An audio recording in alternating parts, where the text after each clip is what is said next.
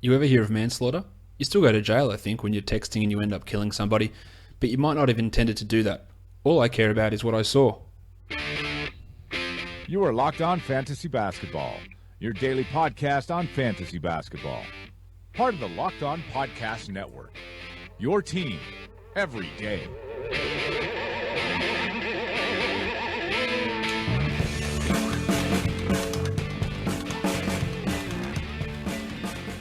Hello and welcome to the Locked On Fantasy Basketball podcast, brought to you by Basketball Monster. And today's Locked On Fantasy Basketball podcast is also brought to you by LLOYD Timepieces. If you go to LLOYD Timepieces and use the promo code LOFantasy, you get 10% off and free shipping worldwide. My name is Josh Lloyd, and you can find me on Twitter and on Instagram at redrock_bball. You can find me on Facebook at facebook.com/redrockbasketball. And of course, you can support the show via Patreon at patreon.com/redrock_bball.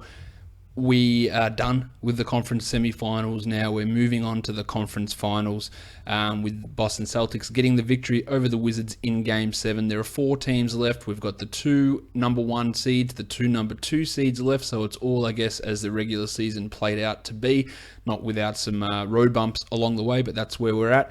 And I guess the DFS portion of NBA is winding down.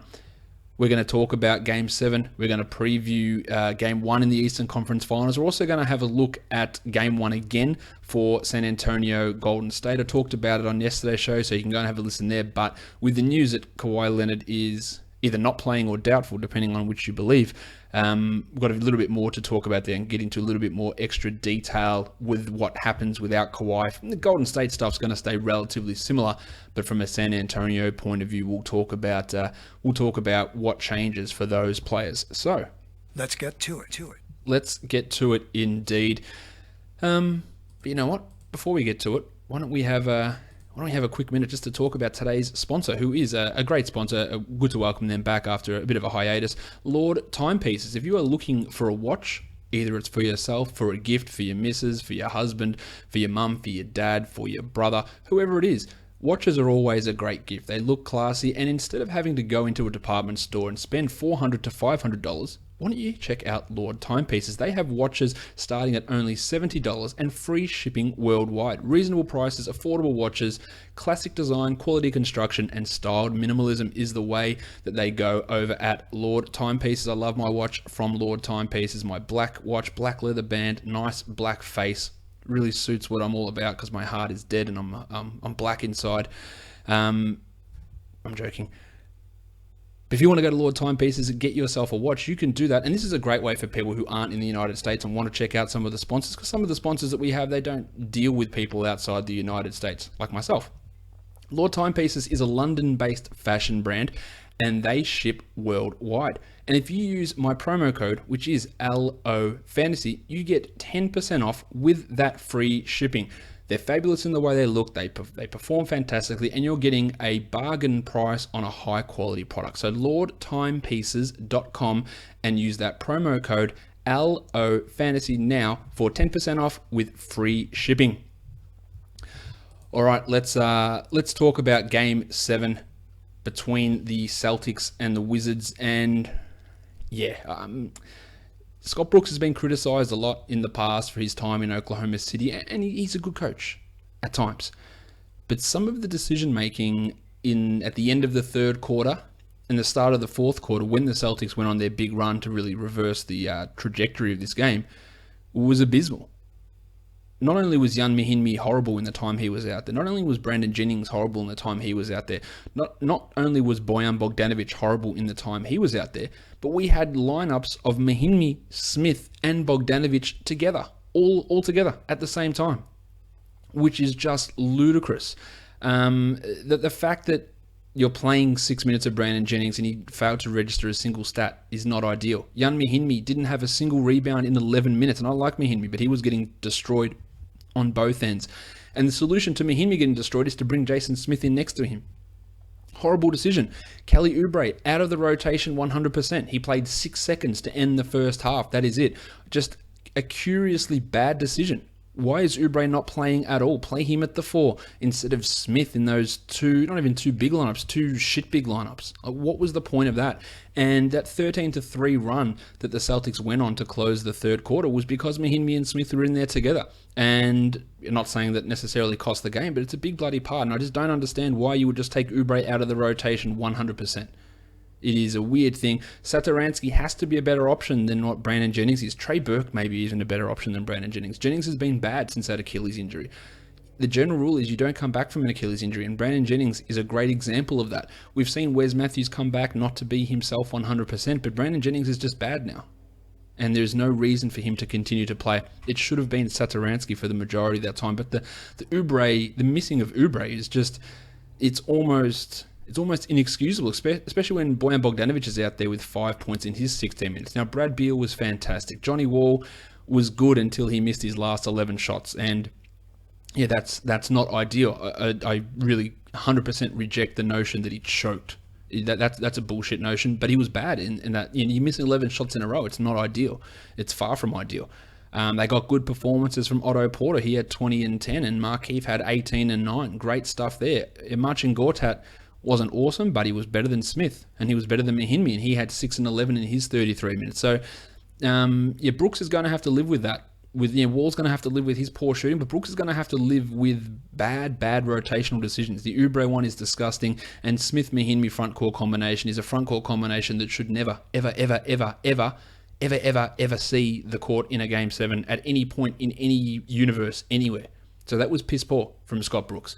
On the Celtics side of things, well, we know it was Isaiah Thomas. He had 29 points with 12 assists. Marcus Smart hit a key 3 late. He had 13, 6, and 4 with 2 triples and 2 blocks. He was really good. While Al Horford had 15, 6, and 5, and Jay Crowder had 14 and 5. But I am, of course, burying the lead here because my boy Kelly Olynyk, told you he was pretty good. 26 points for Kelly in 28 minutes, 5 rebounds, 4 assists, and 2 triples. Yes, it was on 71% shooting, which is obviously not something that's going to be sustainable, but I have been calling for this for 2 years, maybe, that he needs to start. He should be the guy that's playing these minutes next to Al Horford, and last year when they had Jared Sullinger and Amir Johnson playing up the bulk of those minutes, it needed to be Olynyk. We don't need the 10 minutes and 1 rebound of Amir Johnson that we got in this game. Olynyk had 26 in 28 minutes, and that's an unrealistic target, but 28 minutes isn't, and that's exactly what he should be doing. Even in the series against Cleveland, I don't see really what Amir Johnson's offering them. I've been calling for this for ages. Stop with Amir Johnson, stop with Gerald Green. It's either Jaylen Brown, it's Kelly Olynyk, and Marcus Smart, and they were the 3 guys who really lifted this team. Brown played 20 minutes, including grabbing a rebound when he was literally sitting on his ass and somehow from a seated position was able to jump up and grab a rebound. Just a very confusing thing to watch when you're watching it happen live. You go, look, why is he falling over in the first place? Oh, here we go. And then he just bounces up and grabs the ball from a seated position. He was great. Smart was great. Olynyk was great. They're those 3 guys who should be getting the bulk of those minutes, and there's no need for Gerald Green. As we saw, he didn't play at all, and the 10 minutes of Amir Johnson's not necessary. We only had Terry Rozier play 4 minutes as Smart and Thomas, Bradley and Brown handled nearly all of the backcourt minutes there. And Jaylen Brown wasn't awesome, but he was still pretty good for a rookie, 9 points in his 20 minutes. So good stuff from the Celtics. Not sure it's going to make too much of a difference as they head on to take on Cleveland. And I think the Cavs probably win that series in 5 would be my guess, but they're there. And now tomorrow they get a chance at the number 1 pick in the draft with the draft lottery on in approximately 18 hours' time. So they got a chance to have a pretty good 3 days. Win Game 7, potentially get the number 1 pick, and then start Game 1 of the Eastern Conference Finals. It could all go downhill tomorrow if they slip to 4 and then they get smashed in Game 1. But they do have home court advantage for now. And it's a huge win for Boston, obviously, who have transformed themselves in just a few years after completely blowing things up, and now they're back as the number 1 seed and into the Eastern Conference Final. So great stuff, and I'm sure that's huge for Boston fans, of course. Kevin Carlson says Brad Stevens was really flexing his muscle on the out-of-timeout plays. Yeah, they were great in those. He's clearly a superior coach to Brooks. And, I liked I've been critical of Stevens at times with the way he runs his rotations. His out-of-timeout stuff is great. And he got his rotations right tonight as well. And it's such a big difference. You can scheme up plays all you want, but having the right guys in at the right time in the right situation against the right opponents is a massive part of getting basketball wins. and Brooks failed, and Stevens won at that today. And you could say that that's the overall difference, and I don't think you'd be wrong to say that that was the difference, is just good rotational decisions, bad rotational decisions. There's obviously much more that goes into it, but if you're looking at one reason, I don't see any one that's more standoutish to me than that one. But it was great for Celtics fans to get that victory. Let's now move on and talk about the two Western Conference Final series that we've got now. We did talk yesterday about Golden State and San Antonio. What I'm going to do now is go back and talk about the San Antonio side, because Kawhi Leonard, initially Greg Popovich said he's out. He's not playing Game 2. A few hours later, the Spurs released their official injury report, and Kawhi was listed as doubtful on that. His MRI showed no structural damage, so that's a good sign, and that gives you significant hope that he is back for Game 3. But Pop ruled him out, and then he was listed as doubtful. So there's a little bit of a sign. We're still assuming that Kawhi doesn't play, but it is something to pay attention to. We don't know the status of Andre Iguodala for Golden State. He is still questionable, but his absence doesn't change as many things as what Kawhi's does for San Antonio. So let's have a look at what value changes there are in San Antonio. Well, Kyle Anderson's at 2,200 on FanDuel. The last game that Kawhi wasn't in, we saw Kyle Anderson beat that value pretty comfortably, and I expect at 2,200 he'll probably get the 20 minutes again and be able to get 15 points, and I think that's a pretty good win at that sort of a price. Manu gets a boost at $3,000. He was already looking like a good play at 3,000. I like it even more now without Kawhi Leonard, so that's a solid one. And DeJounte Murray at 2,600. We saw Game 6 against Houston when Leonard wasn't out. We saw 20 minutes of Murray in that game. Some of that was blowout, but some of it wasn't, because he got some early action and they couldn't revert to using Kawhi as that secondary ball handler. So in the game before that, in Game 5, it was Mills and Leonard who were the point guards. And then when Leonard out, we had to see more DeJounte Murray. So him at 2,600, he gets a significant boost. Pat Mills becomes a little solider at 5,200. And we have to love the usage boost that LaMarcus Aldridge gets. Unfortunately, on FanDuel, they've gone, cool, let's put LaMarcus at 8,800, and that might be stretching it just a little bit, but I don't think it's a horrendous one, because I tell you what this also does without Kawhi for an entire game. It also increases the blowout likelihood, with Golden State favored by 13.5, and the total is 208.5. And what that means is that it puts Kevin Durant, it puts Klay Thompson, it puts Steph Curry, it puts Draymond at that risk of, instead of playing 38 minutes, they play 31 minutes. And it takes away some of their reliability. Now, LaMarcus at 8,800 is huge. He was at 7,900 yesterday for the two-day contest that ends with that Game 1 or Game 2 of the Western Conference Finals. But this new contest, which is going to be Game 2 West, Game 1 East, he's up to 8,800. Now, he's still probably going to be a good chance to get 43, 42 points, which at 8,800 is not far off where you need him to be. In fact, in the last game, he had 44, which at 8,800 is pretty bloody good. So if you're looking to spend that cash and you're feeling a little bit scared off of using KD, of using Curry because of this blowout potential that could happen, Aldridge, despite that fact that salary's gone up $1,000, there is still value there. FanDuel has also boosted John Simmons. He is up to 4,600. I'd rather take Manu at 3,000. I'd probably also rather take Kyle Anderson at 2,200. But if I've got that extra cash left from Anderson and can go up to Simmons at the extra 2,400, I would. Because I think that Anderson provides better value for money. But when you've got the money, then the value comes in just having bulk points. And I think that Simmons has got that chance to get 25, to get 30 points. Whereas I'm not sure Anderson has that necessary upside. And he's going to be playing more minutes, John Simmons. He'll play the 30 minutes, probably 32, 33. Whereas Anderson's more likely to play 20 or 21. But they have bumped him at 46, so he's not as strong a must-play, absolutely guaranteed cash guy. But I still like it quite a bit for John Simmons there. Kyle Anderson's the guy that, Anderson's got a real chance here to get 10x even at his sort of price tag. But as I always say, value means nothing if you're leaving plenty of cash on the board and then leaving overall points on the board as well. So that's how I see things changing in this game. Golden State, you just put a little bit of a mark against Steph, against KD. Steph at 10,000 wasn't my ideal pick anyway, but I did like KD at 9,700. Now, he does have the benefit of no Kawhi, but he also has, maybe he plays 7 minutes less. and maybe I want to take LeBron at small forward instead now, which really opens up as a significant option with him taking on Boston here in game one on the road. So that is something that you do need to consider. I still like KD a lot in GPPs at that 9,700, but his cash appeal, it does drop down just a smidgen based on this Kawhi Leonard assumed news of him being ruled out and then being ruled doubtful, which again, we're still assuming that he is not going to play. Let's now take a look at the game one of the Eastern Conference Finals. It's Cleveland and Boston. The Cavs are favored by 3.5, and the total is 220 points here. So obviously a much friendlier spread of 3.5 points and a much friendlier total of 220, which is 11.5 points higher than Golden State San Antonio. But it doesn't always mean that that's the game to stack up on. As I said, the absence of Kawhi opens up value. Simmons, Aldridge, Anderson, Mills, Murray, Ginobili, all those guys, their value goes through the roof, even though the total's not as high and the spread's much bigger. So it does open up some opportunities there, and it's not just let's put 6 or 7 Boston, Cleveland guys in, because that might not necessarily be the way to go about it. Let's talk point guards in this one. Isaiah Thomas, 9,200. Pretty strong finish to him for the series, 49 points in that game 7. 9,200. Your other point guard options are Kyrie, it's Mills, and it's Steph.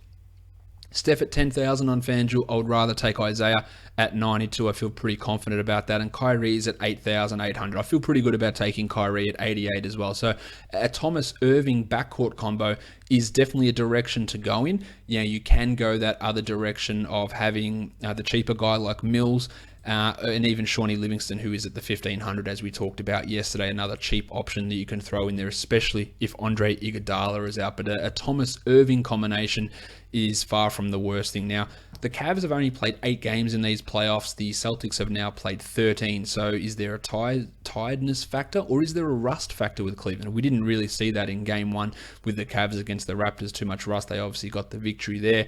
But I'm okay with going with Kyrie here. I would prefer Isaiah at the $400 more. I just feel a little bit more confident in him.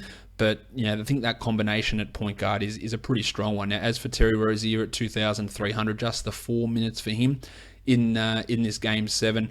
He only had the 7 points, but at 2,300 is actually not far off. It's not a complete disaster failure. I would rather take I'd rather take Livingston at 1,500 than Rozier at 2,300, but I also think that Terry will play more than the 4 minutes against Cleveland. I think he pushes up towards 10 or 12, and we see less Amir Johnson, even if it's possible to have less than the 9 minutes that he played in Game 7. I think he might get out there and play the first 4 and get annihilated with Kevin Love, and then they just say, cool, well, you can just sit the rest of the game, mate, and we'll start Marcus Smart or Jaylen Brown in the second half. I reckon that's a distinct possibility to happen. So that's going to open up some minutes there for Rozier as well. So that makes him a decent without being a great option. Darren Williams at 2,500. Nice finish to Game 4 against the Raptors. He had 16 points in that at 2,500, which is a significant return on investment. I'm not convinced of him here. He is a tournament option at most. Shooting guard, Marcus Smart at 51. I like that salary for Smart. I think we're going to get 25 points out of him almost without doubt. So that to me is a fairly strong and fairly stable shooting guard option, whereas Avery Bradley is at 6,500. I don't like that for Avery Bradley at all. I much prefer spending up at the point guards and then going with a Smart or a Ginobili or even a Dan Green at shooting guard rather than taking Avery Bradley at that 6,500 mark. For the Cavs shooting guards, well, it's a lot of lucky dip, really. Kyle Korver played 29 minutes in Game 4 while J.R. Smith had just 9 points in 21. Iman Shumpert's the other variable in that group. 3,100 for Shumpert, 33 for Smith, and 35 for Korver. I don't think you'd look at Shumpert in too many situations, and Smith and Korver, to me, are both just tournament sort of guys. There is no reliability in anything that they seem to be doing throughout this season, especially with both of them there together. It could be 18 minutes from Korver, it could be 27, it could be 32 from Smith, it could be 17.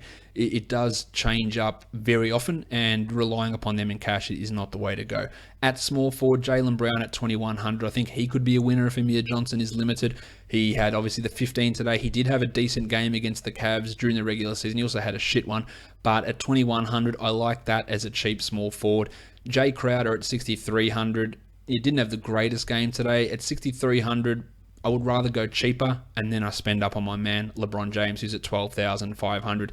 If I'm looking to get a big price guy in there, LeBron is the one, not Steph, not KD. It's 12.5 for LeBron. You know, or you should be pretty good that you're getting 55 at least, and banking him in for 60 is not a bad strategy. At 12.5, really hard to go past LeBron in this situation. The last 3 games for him against Boston in the regular season, he averaged 55 points. So I think expecting another 55 from him here is it's not a dream to do that. So I like getting LeBron in there and getting your cheaper guys around him, your Kyle Andersons, your Jaylen Browns, your Sean Livingstons, maybe your Manu Ginobili's, those sort of cheaper guys to make sure you can get a LeBron in. At power forward, Kevin Love at 7,500. Not really. No, not feeling this with Love. It is too expensive. I would rather honestly go the 8,800 on LaMarcus and go, you're getting me 42. Maybe you're not getting me 45, but you can get me 42. Whereas Love at 75, I don't even have full confidence in him getting 30 points.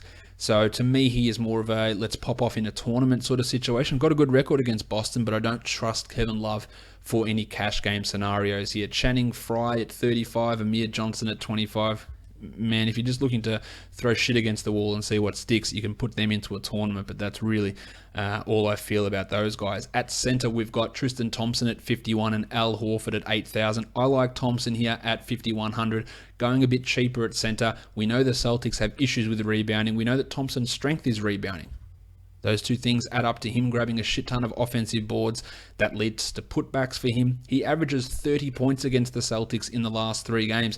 You get me 30 at 5,100, then you are in every lineup, Tristan. And that is what I expect him, maybe not to get 30, but to at least push that 25 marker. And with the rebounding deficiency that he can make up for, I think it's a good spot for him. 8,000 for Al Horford is not quite as interesting. I would rather be spending up in other areas, point guard and small forward, obviously, or your Aldridge or Draymond Greens at power forward rather than taking the 8,000 there on Al. As for my man, Kelly Olynyk, 4,800. He's not repeating what he did today. I don't care how much I love him. He's not putting up a 37-pointer, but we know he's got the ability to pop off. At 4,800, though, he just continually, on FanDuel especially, is priced too high. I think there'll be a reactionary move to go and grab him in places, and his ownership will go up. And if he was a 3,800, to me, that's a great option. And you know that I love Kelly Olynyk, but at 4,800, he needs Stevens to go, yeah, let's give him the consistent big minutes, which he should. Doesn't mean that he will, because he should have done this for the last 3 years.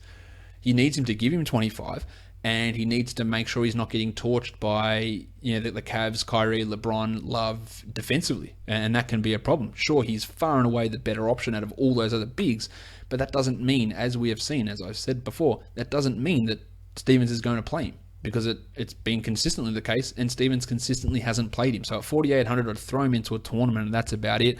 I don't trust it from a cash point of view. I don't have the. I'm not talking DraftKings prices here, because DraftKings haven't updated their contest here. We don't have their prices loaded into our system just at this point. So I'm just doing this on FanDuel, but all the theory behind it obviously sticks. Let's look at the overall contest and where the value really strikes. The biggest value guys are all in that first San Antonio Golden State game. Kyle Anderson, Manu, Livingston, Murray. These are guys who all can easily go 6x and push to 7 or 8. You don't want to have...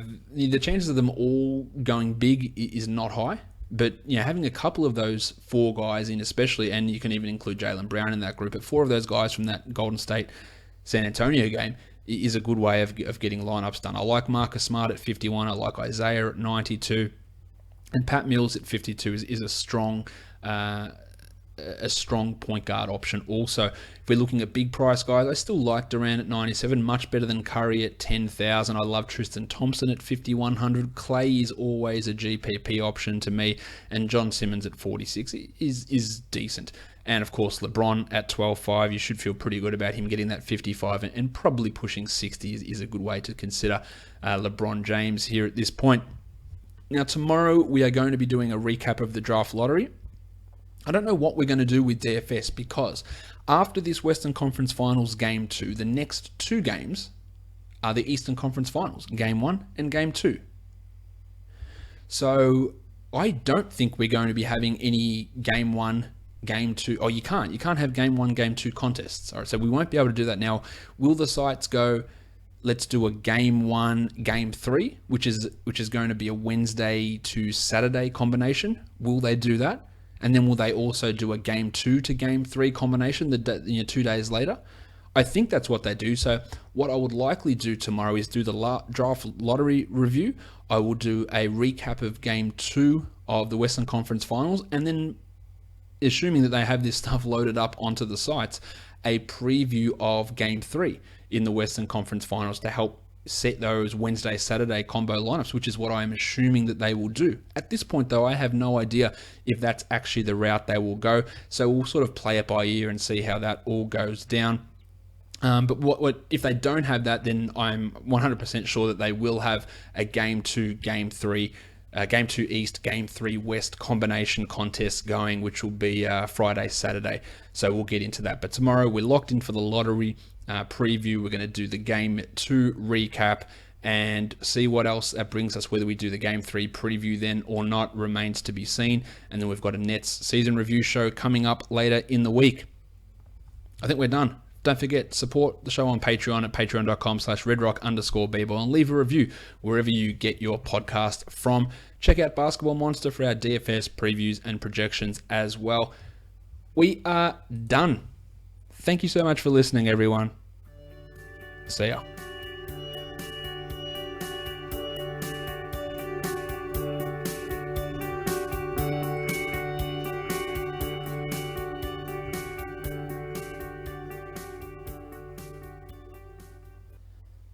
Greg Popovich.